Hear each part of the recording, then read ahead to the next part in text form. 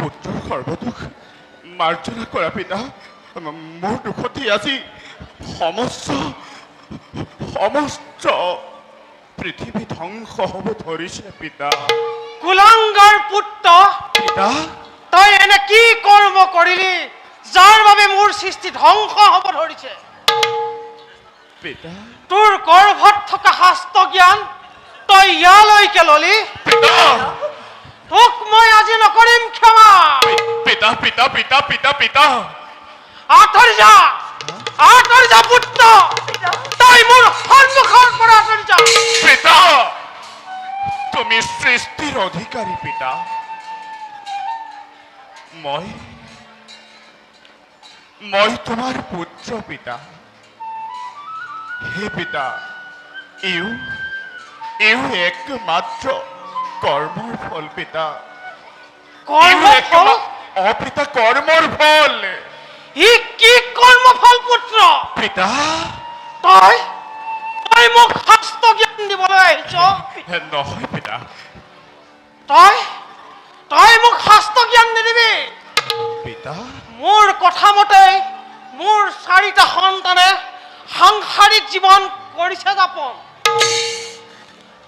তোক মই সংসাৰ কৰিবলৈ কোৱাত মোৰ কথা নুশুনি মোক সেৱক জ্ঞান কৰি তই সংসাৰত ঘূৰি ফুৰ হৰি নাম লৈ। তোক মই আজি দিছো ব্ৰহ্মশাপ। তোৰ গৰ্ভত থকা সকলো শাস্ত্ৰ জ্ঞান বিলুপ্ত হওক এই ধৰাৰ পৰা। পিতা 3 যুগলৈ তই মৰ্ত্যলৈ খহি পৰ। তোক মই দিছো ব্ৰহ্মশাপ। লাহিৰ পাতে ক্ষমা কৰ পিতা। লাহিৰ পাতে ক্ষমা কৰ পিতা।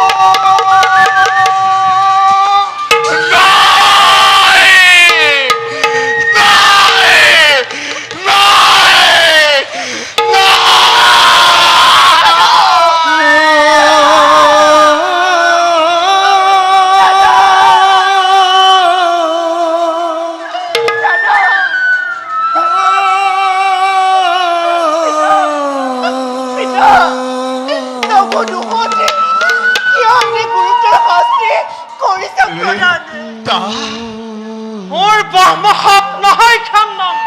পিতা পিতা পিতা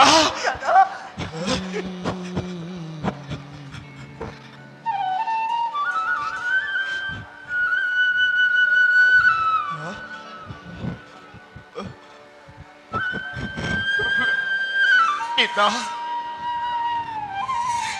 ত্ৰিজগতৰ সমস্ত জীৱক তুমিয়েই পিতা কৰিছা সৃজন। হে পিতা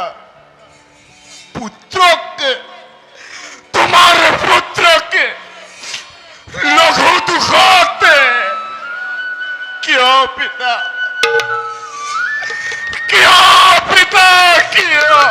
এনে গুৰুতৰ শাস্তি তুমি কৰিলা প্ৰদান। হে পিতা তোমাৰ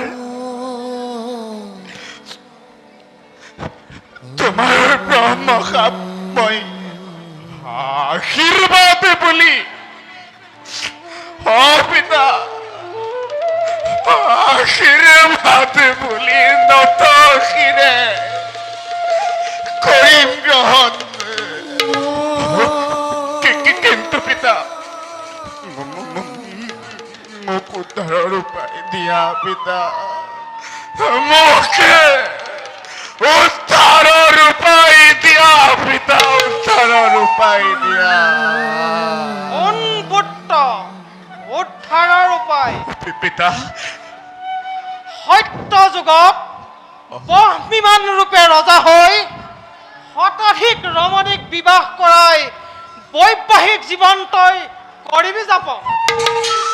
পিতা দাপৰ যুগত ৰাক্ষস কুলত জন্ম লৈ ৰাক্ষস ৰমণীক বিবাহ কৰাই ঐ!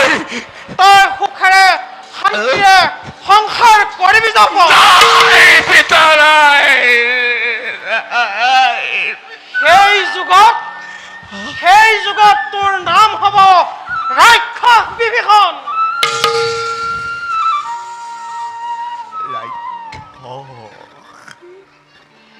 ত্ৰেতা যুগত সোণপুত্ৰ। কোৱা পিতা কোৱা। ত্ৰেতা যুগত কুৰুক্ষেত্ৰ ৰণৰ শেষত ভাই ভাই লগত কণ্ডল কৰি তই পুনৰ মুক্তি লভিবি। সেই যুগত তোৰ নাম হব শকুনি।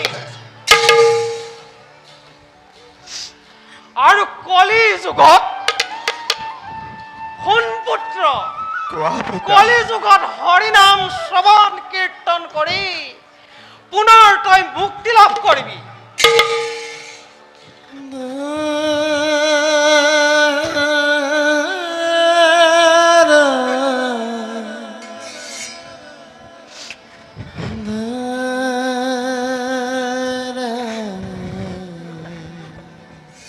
পিতা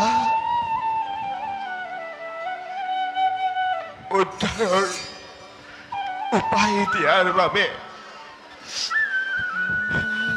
অশেষ ধন্যবাদৰ পাত্ৰ তুমি পিতা। কিন্তু পিতা এবাৰ ভাবি চালানে পিতা? লঘু দুখত তুমি তোমাৰে পুত্ৰক গুৰুতৰ শাস্তি দেখোন কৰিলা প্ৰদান। হে পিতা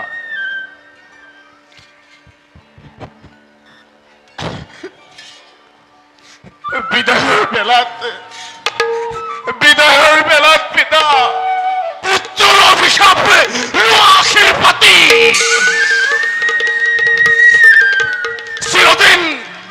চিৰদিন পিতা তুমি মানৱৰ অপূজ্য হৈ ৰবা। নহব পিতা, নহব তোমাৰ নামত কোনোদিনে পূজা অৰ্চনা নহব তোমাৰ নামত মন্ত্ৰ উচ্চাৰণ।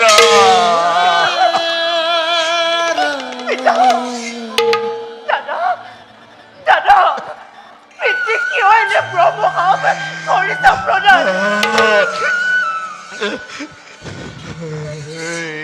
প্ৰভু হে প্ৰভু নাৰায়ণ, হে দেৱ ত্ৰিলোচন, চাই যোৱাহি এবাৰ পিতা পুত্ৰ মিলি আজি ব্ৰহ্ম শাপতে লিপ্ত হলে।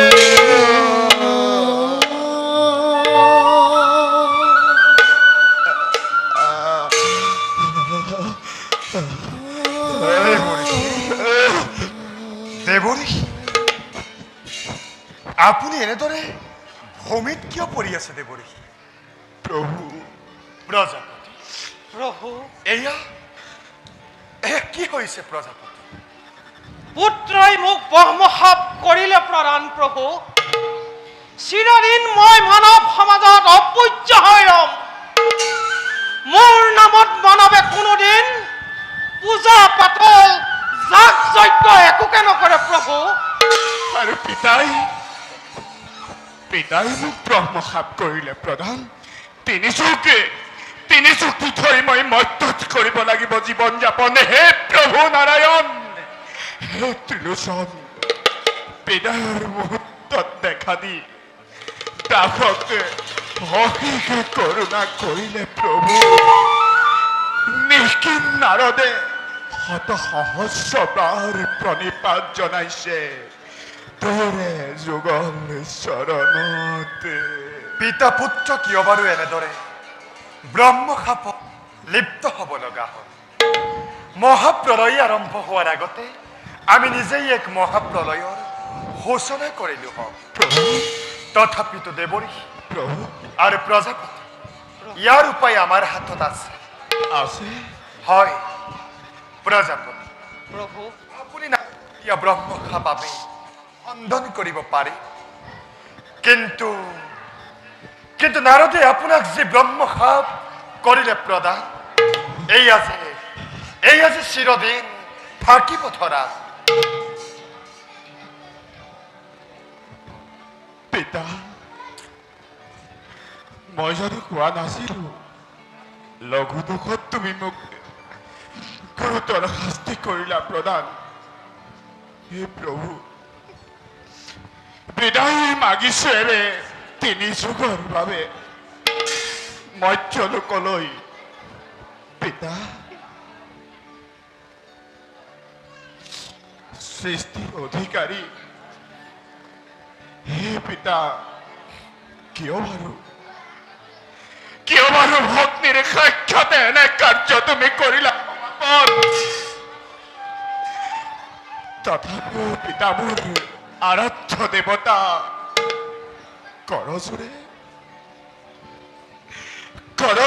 তোমাকে মই কৰিছো প্ৰণাম। হে পিতা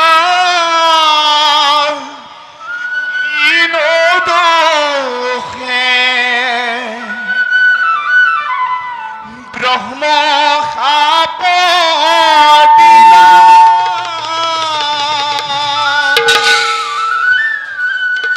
তিনি যুগে মৰ্ত্য লোকে স্থাপন কৰিলা।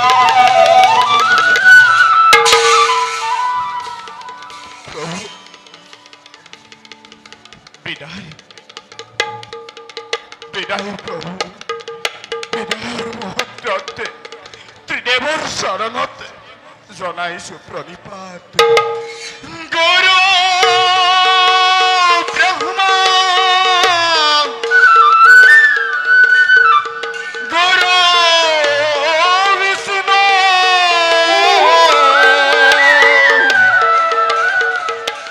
গুৰুদেৱ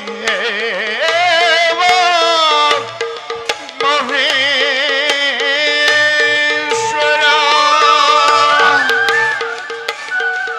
গুরু সাক্ষাৎ পরম ব্রহ্ম তস্मै শ্রী গুরুয়ে নমঃ।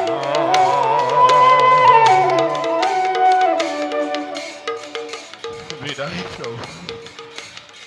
হরি মোরা হরি মোরা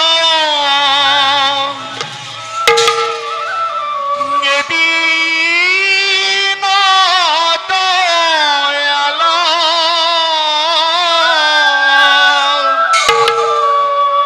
কে কে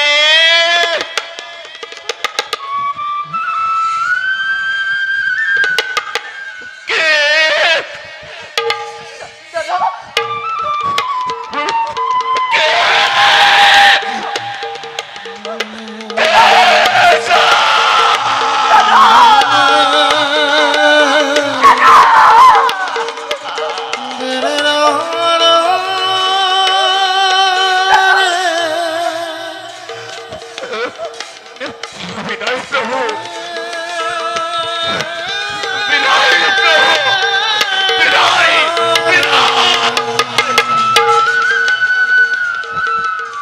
প্রভু, প্রভু নারায়ণ বিদায়ৰ মুহূৰ্তত কৈছাও এটি কথা প্ৰভু। হয় দৈত্যই মহাপ্ৰলয়ৰ সময়ত সকলো প্ৰেত বেদশাস্ত্ৰ হৰণ কৰি সমুদ্ৰৰ অতল গৰ্ভত লুকাই থাকিব।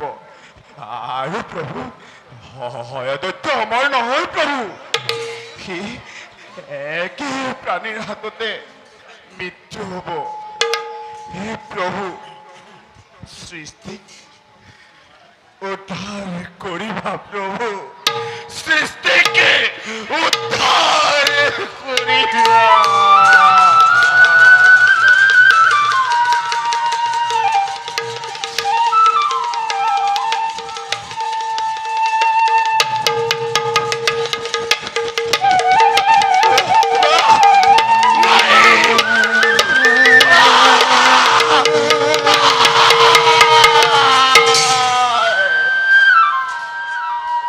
প্ৰজাপতি, মহাবিপদ, দৈত্যই বেদশাস্ত্ৰ হৰণ কৰি নিয়ে। হোৱা ঘটনা হৈ গ'ল, এইবোৰ ভাবি আৰু একো লাভ নাই। এয়া সকলোবোৰ বিধিৰ বিধান।